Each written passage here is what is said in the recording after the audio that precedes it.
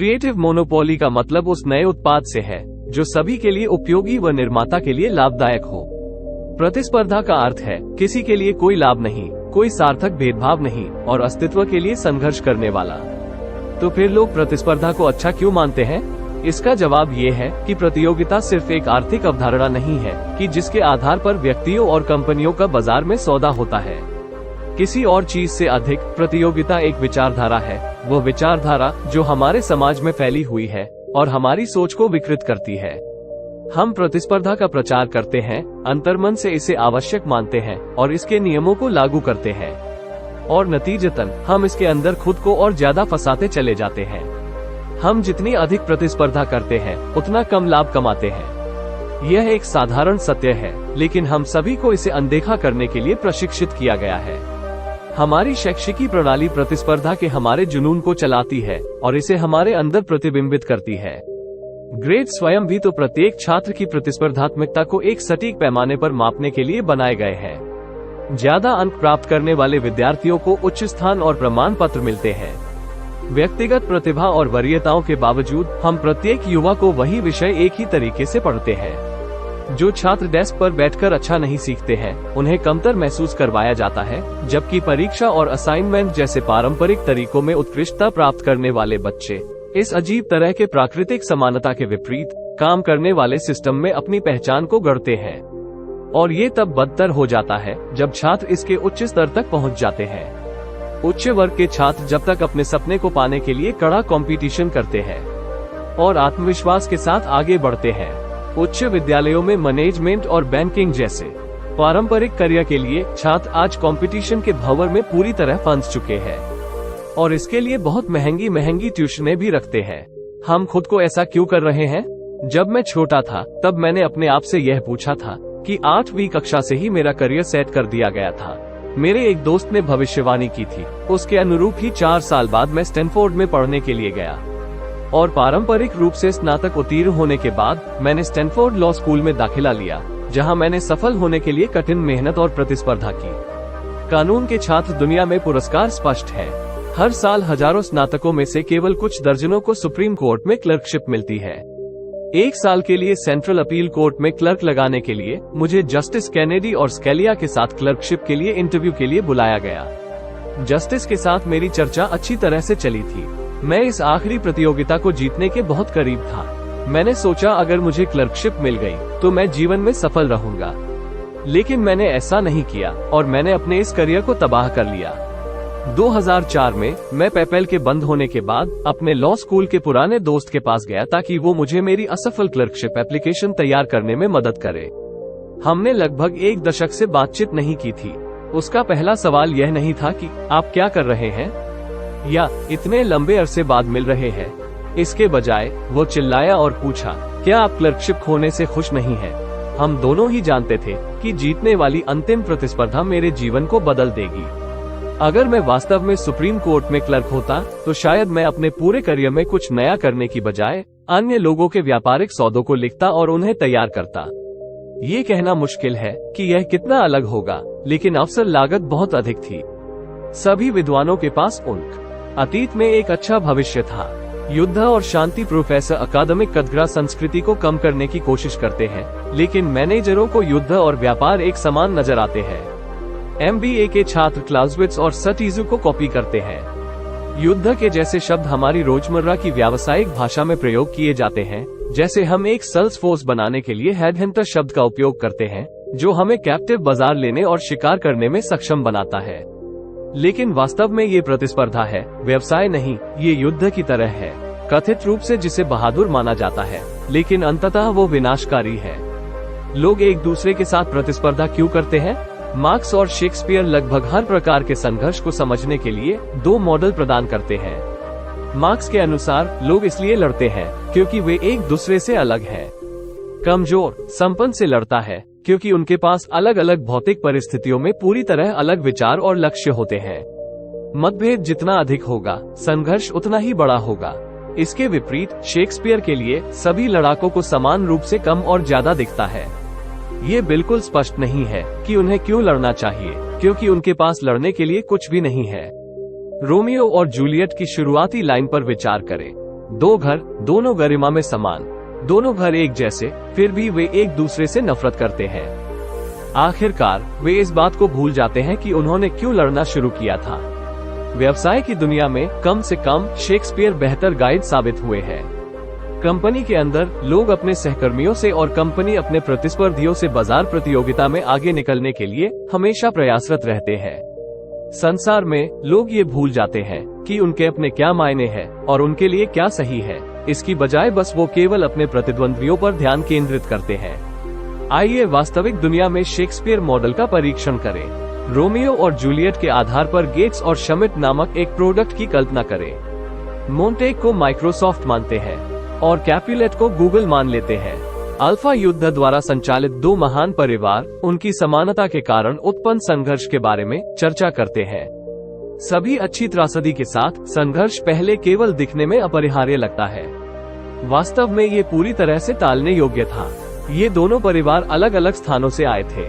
Montague house ने operating system और office software का निर्माण किया। हाउस ऑफ कैपुलेट ने एक सर्च इंजन बनाया था। इनमें आपस में लड़ने के लिए क्या था? जाहिर है, बहुत सारे। स्टार्टअप के रूप में प्रत्येक कंपनी स्वतंत्र रूप से समृद्ध होना चाहती थी, लेकिन जैसे ही उन्होंने बढ़ना शुरू किया, वैसे ही एक दूसरे पर ध्यान केंद्रित करना शुरू कर दिया। परिणाम, विंडोज बनाम क्रोम ओएस, बिंग बनाम गूगल सर्च, एक्सप्लोरर बनाम क्रोम, ऑफिस बनाम डॉक्स और सरफेस बनाम नेक्सस। इस युद्ध के कारण मोंटेग्यूज और कैपुलेट्स को इसकी कीमत चुकानी पड़ी, जो माइक्रोसॉफ्ट और गूगल के प्रभुत्व की लागत थी। इसी बीच एप्पल आया और उन सभी को पीछे छोड़ दिया। जनवरी 2013 में एप्पल का मार्केट कैपिटलिज्म $500 बिलियन था, जबकि गूगल और माइक्रोसॉफ्ट दोनों का इकट्ठा मार्केट कैपिटल $467 अरब का था। सिर्फ 3 साल पहले माइक्रोसॉफ्ट और गूगल एप्पल की तुलना में अधिक बड़ी फर्म थे।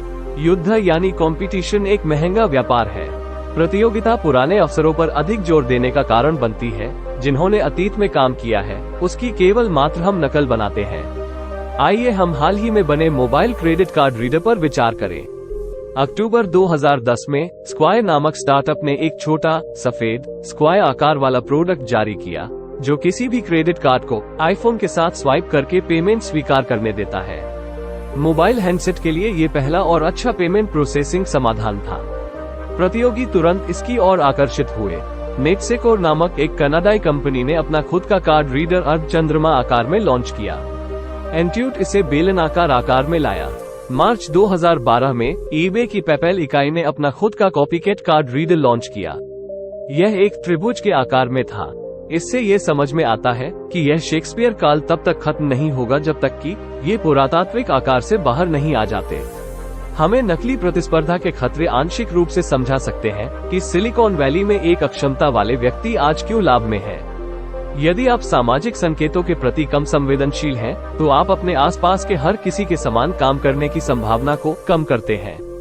यदि आप प्रोग्रामिंग कंप्यूटर बनाने में रुचि रखते हैं, तो आप उन गतिविधियों को अकेले आगे बढ़ाने से डरेंगे और इस तरह आप अविश्वसनीय रूप से अच्छा बनेंगे। फिर जब आप अपने कौशल से कुछ शुरू करते हैं, तो आप दूसरों के मुकाबले आप अपनी संभावना को कम आंकते हैं। इससे आपको स्पष्ट रूप से प्रतिस्पर्धा करने वालों से बचाया जा सकता है। प्रतिस्पर्धा लोगों को अवसर के प्रति भ्रमित करती है, जहां कोई भी अस्तित्व में नहीं है। बूम 1990 के समय ऑनलाइन पालतू जानवरों के स्टोर बाजार में भयंकर प्रतिस्पर्धा थी। ये pets.com बनाम petstore.com बनाम petopia.com बनाम था, और भी दर्जनों उदाहरण थे। प्रत्येक कंपनी अपने प्रतिद्वंद्वियों को पराजित करने के साथ साथ खुद भी अपने काम के प्रति भ्रमित थी, और सभी अन्य प्रश्नों के बीच कुत्ते के खिलौने ज्यादा मुनाफा दे रहे थे। कौन सर्वश्रेष्ठ सुपर बाउल विज्ञापन बना सकता है? ये कंपनियां पूरी तरह से इस सवाल में व्यापक रूप से खो गई कि ऑनलाइन पालतू जानवर आपूर्ति बाजार सही जगह है भी या नहीं। जीतना हारने से बेहतर है, लेकिन जब कोई युद्ध लड़ने योग्य ही नहीं है, तो हर कोई हार जाता है। इस .com दुर्घटना के बाद pets.com की $300 मिलियन निवेश पूंजी गायब हो गई। दूसरे समय में प्रतिद्वंद्विता सिर्फ अजीब और विचलित थी। लैरी एलिसन, ओरेकल के सह संस्थापक व मुख्य कार्यकारी अधिकारी, और टॉम साइबेल, ओरेकल के टॉप सेल्समैन, जो 1993 में साइबेल सिस्टम स्थापना से पहले दोनों के बीच शेक्सपियर के द्वारा बताया गया संघर्ष चल रहा था। एलिसन का विश्वास साइबेल के विश्वासघात के बाद से उठ गया था। सिबेल अपने पूर्व मालिक की छाया से ही नफरत करता था। दो इंसान मूल रूप से समान और मेहनती थे, जो बेचने से प्यार व नुकसान से नफरत करते थे, इसलिए वे आपस में एक दूसरे से गहरी घृणा करते थे। एलिसन और सिबेल ने 90 के दशक की दूसरी छमाही में एक दूसरे को तोड़ने की कोशिश की। एक समय तो एलिसन ने सिबेल के मुख्यालयों में आइसक्रीम सैंडविच के लोडेड ट्रक भेज दिए, ताकि सिबेल के कर्मचारियों को अपने लिए काम करने के लिए मनाने की कोशिश की जा सके। उनके रैपर पर लिखा था, गर्मी निकट है, ओरेकल यहाँ है। अपने करियर को उज्जवल करने के लिए आइए 66 आश्चर्यजनक रूप से ओरेकल ने जानबूझकर दुश्मनों को जमा किया। एलिसन का सिद्धांत ये था कि दुश्मन होना हमेशा के लिए अच्छा होता है, जब तक कि यह खतरनाक न दिखने लगे, जब तक कि कंपनी को धमकी देने जितना बड़ा न हो जाए। 1996 में इन्फॉर्मिक्स नामक एक छोटी डेटाबेस कंपनी ने ओरेकल के रेडवुड शोर्स मुख्यालय के पास एक बिलबोर्ड लगाया जिस पर लिखा था, चेतावनी, डायनासोर क्रॉसिंग। उत्तर के बाउंड्री मार्ग पर एक और सूचना लिखी थी, आपने रेडवुड को पास किया है, जिसे हमने भी किया था। ओरेकल ने एक बिलबोर्ड लिखा जो बताता था कि इन्फॉर्मिक्स का सॉफ्टवेयर घोंघे से भी धीमा था। फिर इन्फॉर्मिक्स सीईओ फिल व्हाइट ने व्यक्तिगत हमले करने का फैसला लिया। जब व्हाइट ने जाना कि लैरी एलिसन ने जापानी समुराई चलाना सीखा था, तो उसने ओरेकल के लोगों को एक टूटी हुई समुराई तलवार के साथ चित्रित करने वाला एक नया बोर्ड लगवा दिया। यह विज्ञापन ओरेकल को एक कंपनी के रूप में भी नहीं मानता था, यह एलिसन पर व्यक्तिगत हमला था। लेकिन शायद व्हाइट ने प्रतियोगिता के बारे में चिंता करने में कुछ अधिक समय बिताया। वो बिलबोर्ड बनाने में व्यस्त था, तब इन्फॉर्मिक्स बड़े पैमाने पर अकाउंट घोटाले में फंस गया और व्हाइट ने जल्द ही अपने आप को सिक्योरिटीज धोखाधड़ी के जुर्म में संघीय जेल में पाया। यदि आप प्रतिद्वंद्वी को हरा नहीं सकते हैं, तो विलय करना बेहतर हो सकता है। मैंने 1998 में अपने सह संस्थापक मैक्स लेविनिन के साथ कॉन्फिनिटी की शुरुआत की। जब हमने 1999 के अंत में पेपैल उत्पाद जारी किया, तो एलन मस्क का X.com हमारी एड़ी तक था। हमारी कंपनियों के कार्यालय पालो अल्टो में यूनिवर्सिटी एवेन्यू का अलावा 4 अन्य ब्लॉक थे और X के उत्पाद ने हमारे फीचर को प्रतिबिंबित किया है। 1999 के अंत तक हम पूरी तरह से युद्ध में थे। पेपैल में हम में से कई ने 100 घंटे तक साप्ताहिक काम किया। इसमें कोई संदेह नहीं था कि यह काम प्रतिकूल था। इनका फोकस उद्देश्य पर नहीं बल्कि X.com को हराने पर था। हमारे इंजीनियरों में से एक ने वास्तव में इस उद्देश्य के लिए एक बम तैयार किया था। जब उन्होंने एक टीम मीटिंग में इसे योजनाबद्ध तरीके से प्रस्तुत किया, तब पता चला कि अत्यधिक नींद की कमी के कारण का पता लगा। लेकिन फरवरी 2000 में एलन और मैं तेजी से बढ़ते तकनीकी बूम के बुलबुले से डर गए थे। हम एक दूसरे के बारे सोच रहे थे कि एक वित्तीय दुर्घटना हम दोनों को हमारी लड़ाई खत्म होने से पहले बर्बाद कर देगी। हम मार्च के शुरू में एक कैफे में मिले, जो लगभग हमारे कार्यालयों के पास ही था। तब हमने 50-50% पर विलय की बातचीत की। प्रतिद्वंद्विता के कारण विलय से पहले अपने आप को कम आंकना आसान नहीं था, लेकिन जहां तक बात समस्याओं की थी, उसके चलते यह अच्छा था। हम संयुक्त टीम के रूप में .com दुर्घटना से बाहर निकलने और फिर से एक सफल व्यवसाय बनाने में कामयाब रहे। कभी कभी आपको लड़ना पड़ता है, आपको लड़ना और जीतना चाहिए, कोई और विकल्प नहीं है, और न ही आप इसमें कोई दांव चल सकते। तो कड़ी मेहनत करें और इसे जल्दी खत्म करें। इस सलाह का पालन करना मुश्किल हो सकता है, क्योंकि आपका गर्व और सम्मान रास्ते में आ सकता है। महानता का मतलब है कि अंडे के छिलके सरीखे कारणों के लिए भी इच्छा से लड़ना। चीजों के लिए कोई भी लड़ता है। सच्चे हीरो अपने व्यक्तिगत सम्मान को इतनी गंभीरता से लेते हैं कि वे उन चीजों के लिए लड़ेंगे जिनसे किसी को कोई फर्क नहीं पड़ता। ये दोहरा तर्क मानव प्रकृति का हिस्सा है, लेकिन यह व्यापार में विनाशकारी है। यदि आप प्रतिस्पर्धा को एक विनाशकारी फोर्स के रूप में देखते हैं, तो आप अधिक समझदार हैं। अगला आद यायर एक मोनोपोली व्यवसाय बनाने के लिए स्पष्ट सोच विकसित करने के बारे में है।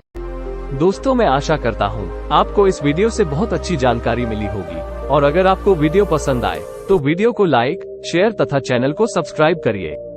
ऐसे ही ज्ञानवर्धक वीडियो जो आपको मिलते रहेंगे। धन्यवाद।